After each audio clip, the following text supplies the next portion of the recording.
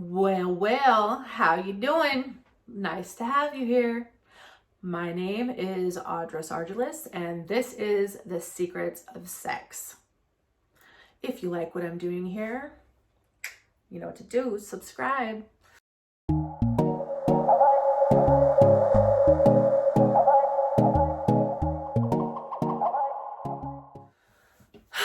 Last week we left off with Jack's last murder. Well, not last, but Mary Jane Kelly, who was just so horribly ravaged.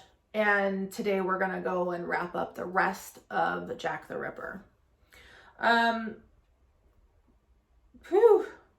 We come back to the big question: was Jack eating organs from his victims? I think he was. It's kind of funny that there's not more talk about this, because taking the organs missing, the last murder that we left off with was Mary Jane Kelly, and her heart was missing and never recovered, and there had been a huge, massive hot fire in her fireplace, and I'm just kind of wondering if he ate her heart, as well as the other organs that have been missing from some other victims. I wonder if he eats them. Also, like, does he preserve them? Like, which one is it?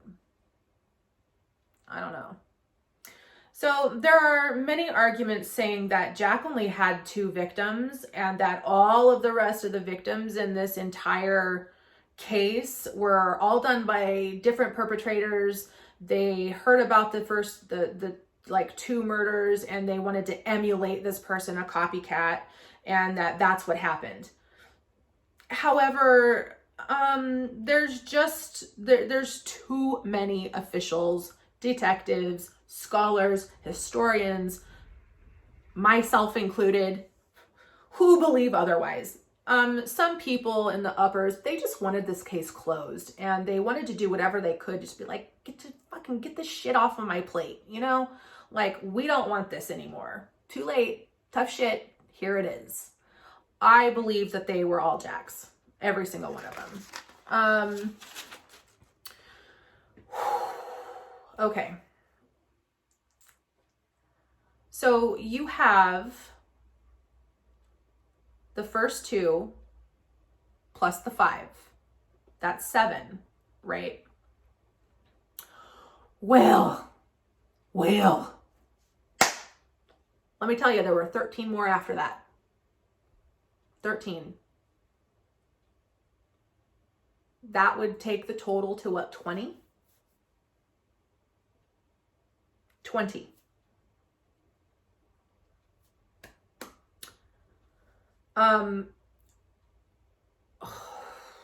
Only 1 out of all of this survived. But she gave absolutely nothing of note to investigators that could help them. 2 of these were also particularly violent, as Mary Jane's was. And one victim was found with only as a torso, no head, arms, legs, nothing, just a torso. And the second was headless and legless. And these murders coined the term of the torso killer. And it was never known if Jack the Ripper perpetrated these murders or not. One of the murders in the other 13 was considered to be collateral damage, that she caught him. Because all that happened to her was just all that happened to her, like this isn't enough, was her throat was slit. And it was just fast and done, right? And no mutilations to her body. One of the other victim's body was discovered over the course of 3 weeks with a hand showing up in the river, an arm, a leg, and so forth. However, her head was never found. The one torso was never identified, as well as the one that was in the river. She was also never identified. So may every God rest their souls. They were never identified. Poor things. Here is where a lot of people think that this was not Jack. I wonder, and I'll get to why I wonder these things. A 7-year-old boy was also found, and he was horribly mutilated. I will not even talk about it because it deals with a child, and I just can't. I can't do it. I can't. Oof. It was thought that possibly his employer, right? His employer, he was 7 years old. He had an employer. It was thought that his employer did this to him because he had actually been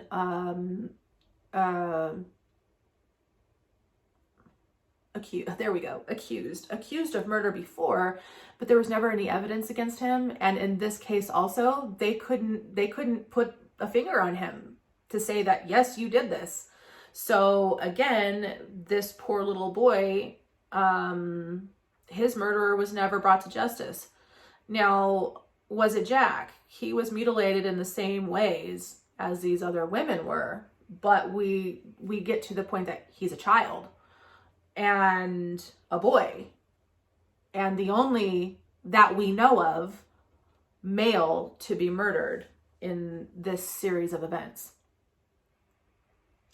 Now, don't forget that women were not the only ones that walked the streets. Children also did the same thing to make money, to get a bed over their head, to get food in their bellies.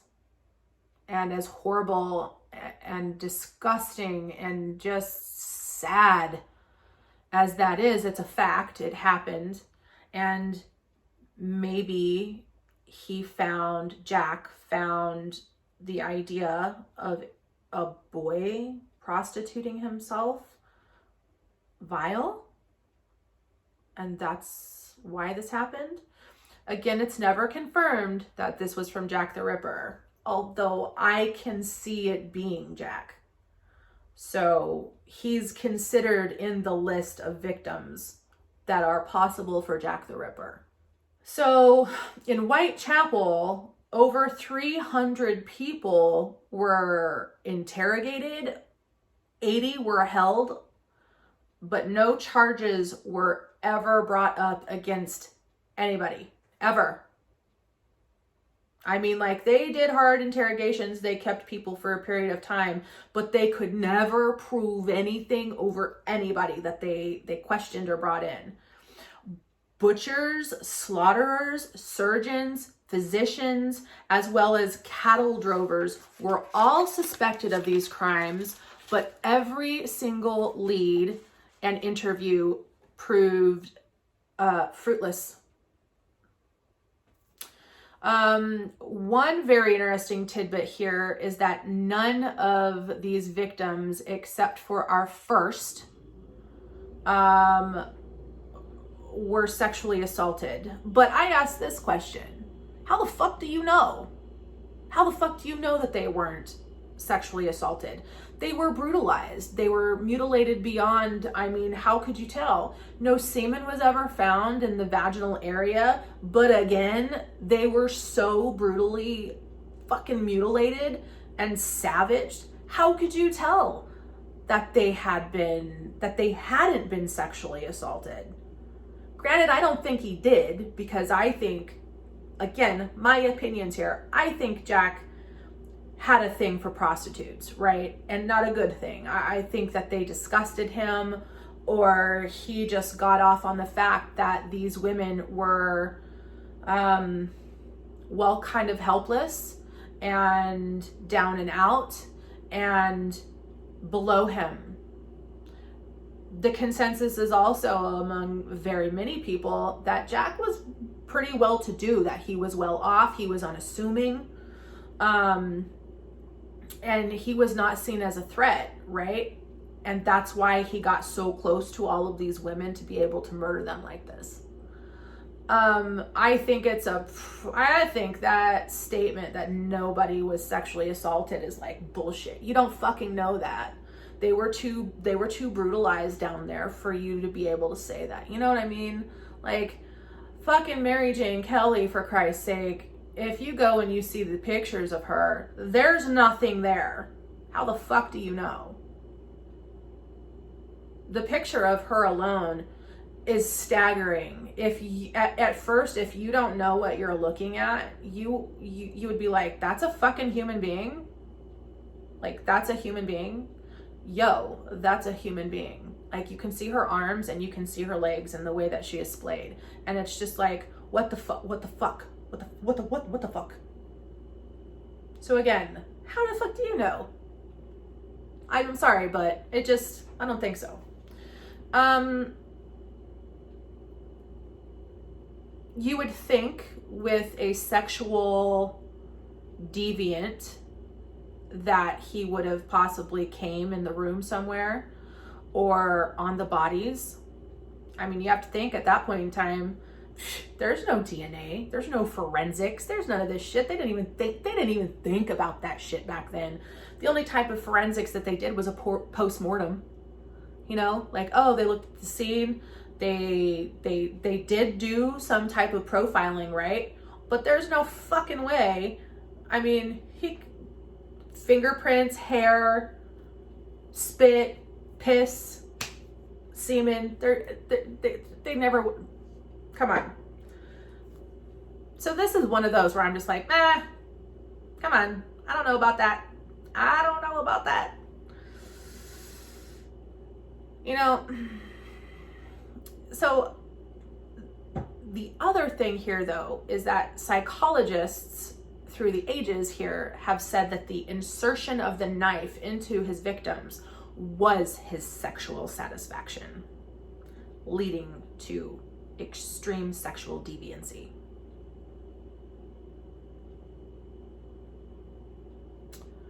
So, yeah. There were also hundreds and hundreds of letters through this time that were sent to the media and Scotland Yard. Only 3 were taken seriously. 3. They are coined Dear Boss, Saucy Jack, and From Hell. And the From Hell letter is the one that came with the preserved part of a kidney that had been preserved in wine.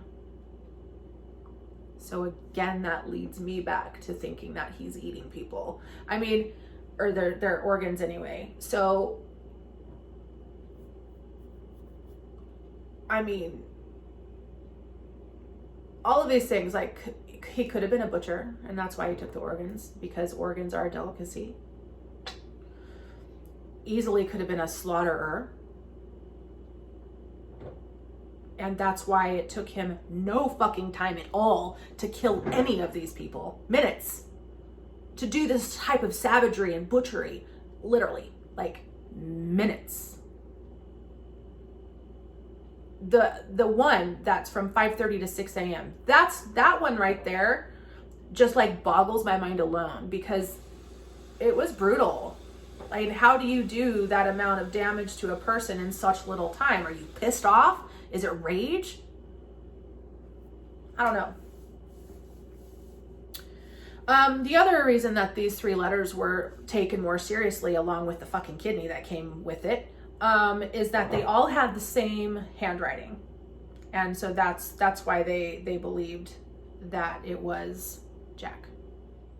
Now, since all of these victims, save for the boy and a dressmaker, and possibly several others, maybe the one who interrupted and just got her throat slit. Again, I say just like it's less, but it's not. They were all known to be prostitutes or homeless or both, as most people in that time, especially if they were women or children, were homeless, were pickpockets and prostitutes.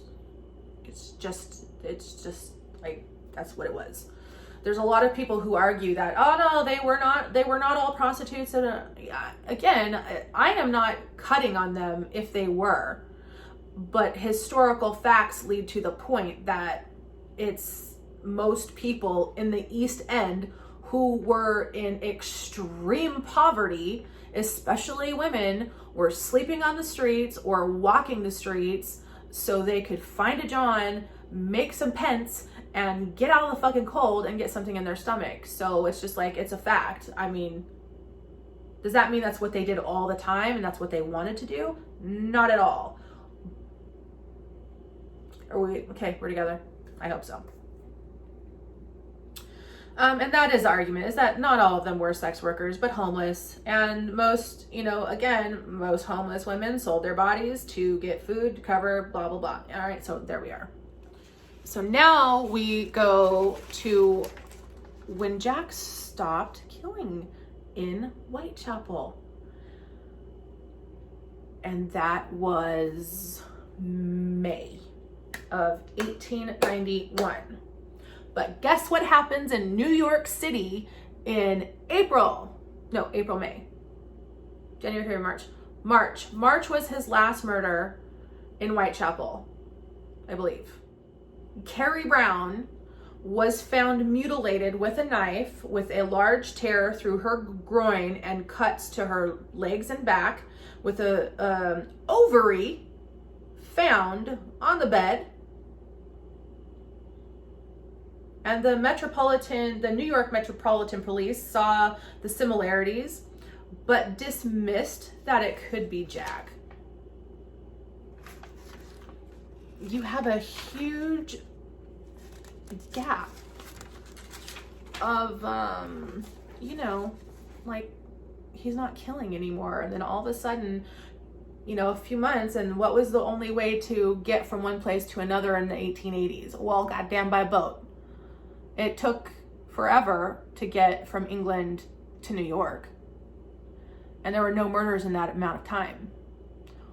But then all of a sudden, there is a very, very similar murder in New York. Coincidence? I don't fucking think so. And an interesting theory here is that Jack killed all of these women, all of them, save for like 3 to 4 out of 20. Okay, 3 to 4 out of 20 is that he killed all of his victims in their sleep. That's a theory. And the reason that people kind of believe this is because there are no defensive wounds.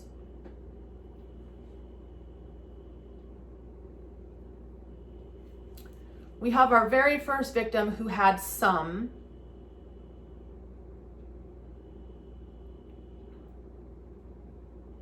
But nobody else did. Nobody else had defensive wounds. So that comes back to, does he get them into a position where they can't defend themselves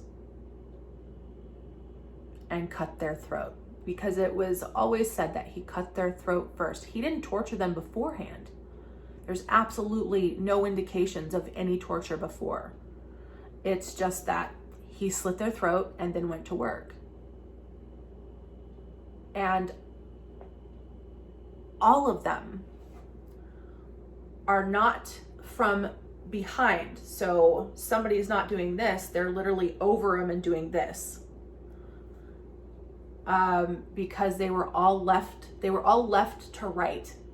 And that's why they believed that he was over them and cut their throats that way. And then that would make also more sense of why all of these went right down to the bone, because that is a man on top of a woman, full weight, boom. You know what I'm saying?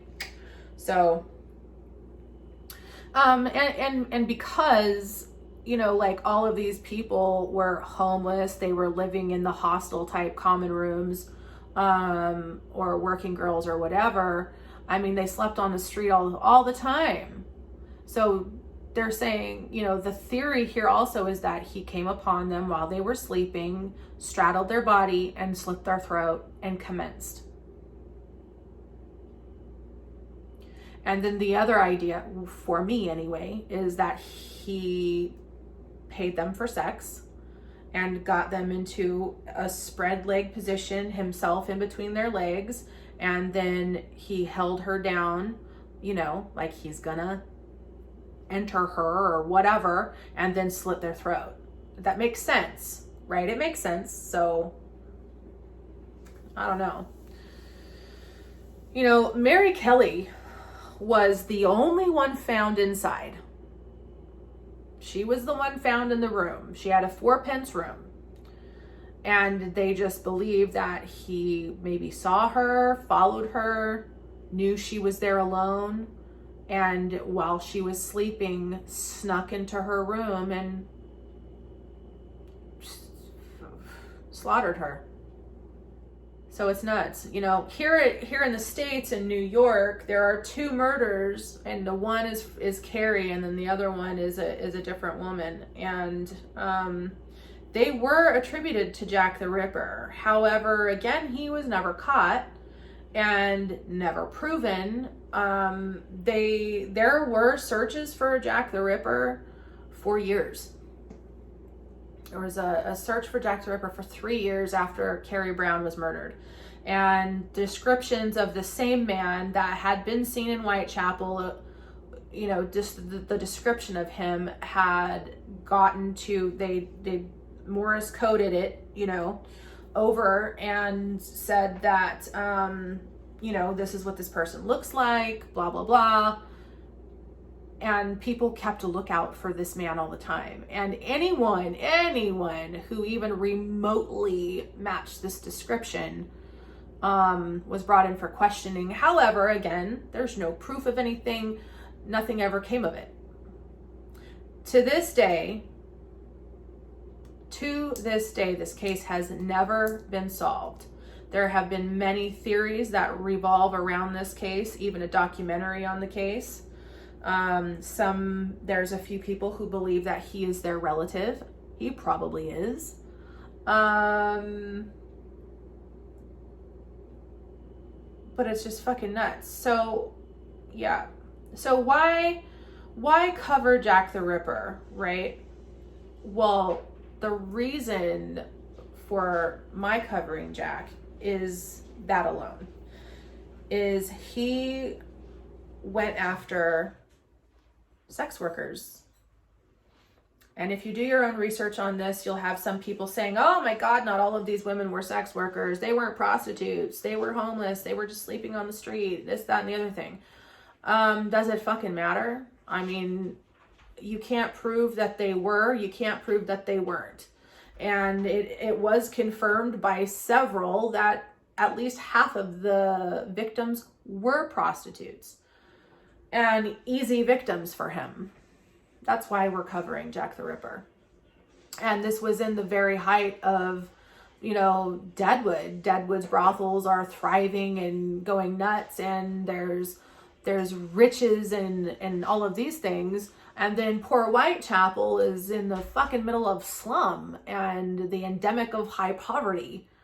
You know, it was, you have a huge extreme difference. So, I mean, it just, one of those things that just strikes me as fascinating and goes along with the lines of, well, sex workers being targeted. prostitutes being targeted. He will not be the only serial killer that we cover. There are many throughout the ages that have gone after sex workers. And holy shit, these will probably be covered just like in the meantime interludes, because they're relevant and they're interesting and they do involve sex. And it's nuts. So anyway, fucking Jack. You know, a lot of people to this day, they go, oh, like Jack the Ripper wasn't real. The fuck he wasn't. He was absolutely real. He was a stone cold killer. There have been people through psychologists, professors, other historians throughout the ages who have tried to like label him as, was he a psychopath? Was he a sociopath? Was he this? Nobody fucking knows, because nobody knows who Jack was. There are theories that have come out across the times that he was a doctor. He was a high-ranking doctor for the Queen. There was also the thought possibly that it could have been the Queen's brother. Again, who knows? But the level of skill that it takes to like disembowel somebody. Now, I've seen the picture of Mary Jane Kelly. That was not skill. That was brutality. It was just emptying her out. I mean, it's horrific. And I don't know at this point, going through the research and everything like that, if Jack was a doctor or a butcher or a slaughterer or a cattle drover or anything else. You know, the thing with the cattle drovers, right, is that there is the river that runs through, and they boated cattle and goods up and down the river, right?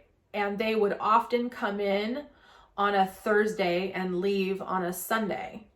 Almost all of these murders committed were either on a Friday or Saturday, with bodies being found. No, it was, yeah. So they were like, oh, it's gotta be the drovers. There's a drover somewhere who has done this. And they literally got a hold, they say, of every single drover that came through and interviewed them all. But they were never, any of them were ever there at the time of any of these murders.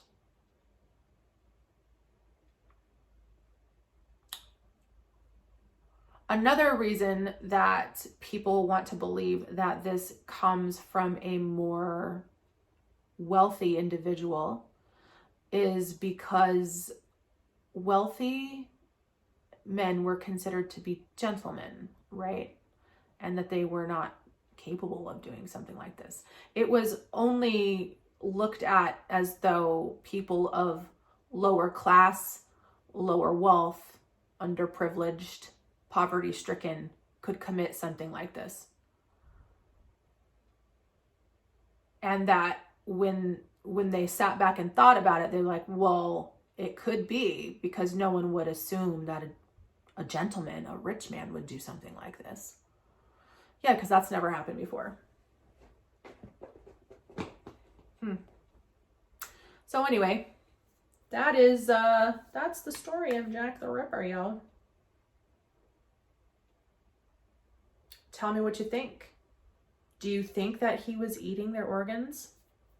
Or was he preserving them? Was he trying to get better? He never seems to get better at his craft. They all just seem to be more brutal, you know? I mean, and then you have the two torsos.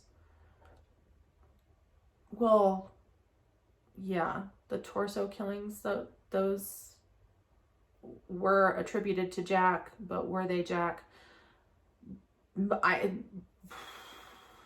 Again, like, the torso alone, her head was never found. Her arms and her legs were never found. Did he? I don't know. So I'm super curious what you think. You know, did he preserve them? Did he eat them? What's your opinion on why he went after these specific women? What do you think? And do you think he came to America like I do? Tell me. Leave it down below. So, that's today, my loves. What an interesting tale. Horrible, but interesting. I hope that you enjoy what I'm doing here. If you do, please subscribe, and I will see you next time.